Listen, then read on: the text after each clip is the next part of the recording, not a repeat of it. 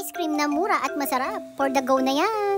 Hi guys! For today's video ay gagawa kami ng ice cream ni Yuna. Pero lobat yung e-bike kaya sabi ko maglakad na lang kami. Pumunta ng palengke at bumili ng ingredients. So lalabas na si Kuya Biboy kaya sumabay na kami sa jeep niya. Napakaswerte nga today.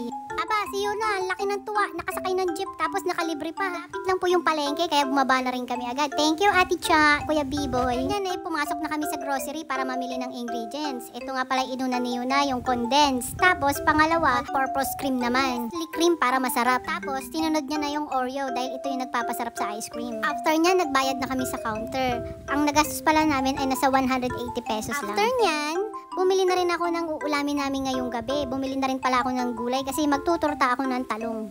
Tapos bumili na rin ako ng 5 itlog. Dahil hindi naman mainit, naglakad na lang kami ni Yuna. Tapos nasalubong na naman namin ito si Ate Jing, kumakain na naman. After 2 minutes, nandito na kami sa bahay. Tara, simulan na natin ang paggawa ng ice cream. Ito pala ang ingredients, Oreo, condensed, saka Nestle cream. Tapos durug-durugin lang natin yung Oreo para maging pino. Step 1, ipaghalo-haluin lang natin lahat. Ilagay ang condensed, ang Nestle cream, tapos isunod na natin yung Oreo. After mailagay ang Oreo, halo-haluin lang natin ito. Katulad ng paghahalo-halo niya sa puso mo. Ay!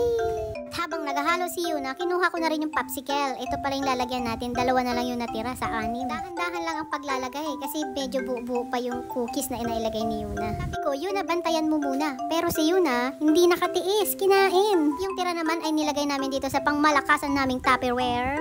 At sinimot-simot ni Yuna yung laman kasi sayang nga naman, di ba? After mailagay lahat sa lagayan, nilagay na ni Yuna sa freezer. And patitigasin muna natin yan. Tignan natin kung ano ang result. After 5 hours, ito na pala yung ginawa naming ice cream. Tikman natin.